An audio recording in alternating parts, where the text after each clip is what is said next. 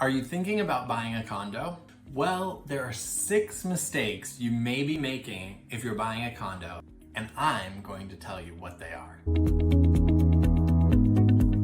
Hey there, welcome in. Thanks so much for tuning in. Today we are talking about condo buying, and there are 6 mistakes that you might be making that you don't even know you're making when you're buying a condo. And I'm going to go through them today so that you can avoid making them. Okay, let's jump right in. So first and foremost, the biggest mistake you might be making is not knowing which parking spot belongs to your condo, or if a parking spot even belongs to your condo.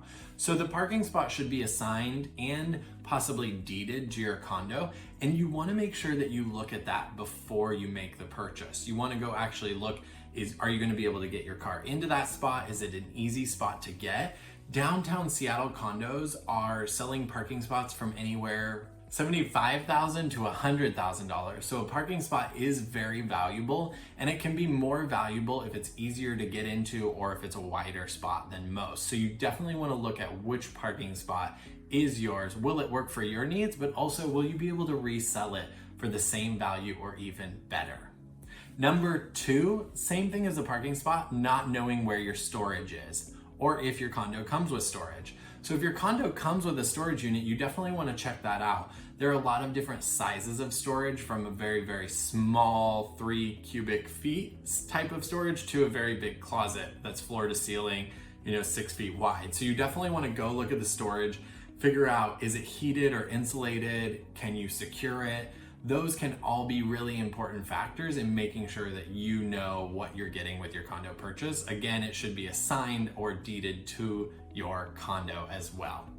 Number 3 is not knowing the resale certificate regulations. So the resale certificate is a packet of documents you get when you purchase a condo that tells you all of the rules and regulations of the condo and how it's financially doing. So if you're not looking at this to figure out some of the common rules, you're making a big mistake. So you want to know, are pets allowed? What are the restrictions on grilling? How much money does the condo HOA have, and what repairs are they planning on making? You want to look through all of this documentation with your real estate broker and make sure you understand everything about the HOA and what's going on in the building and what you can or cannot do. Because if you move in with your dog and dogs aren't allowed, you're no longer going to be able to use that condo, or you're going to have to get rid of your dog. So you want to know all of that. Number 4 is understanding the move-in fee. So every single condo association has a move-in fee. It's a clerical fee that's required to hold the elevator for you and make sure that it's padded and put you into the new system of the HOA administration. So you want to make sure you understand what the move-in fee is. This is also in that resale certificate that you get with the HOA documents. So make sure you understand what the move-in fee is. The 5th item is understanding if there's a rental cap or how many owners occupy the building.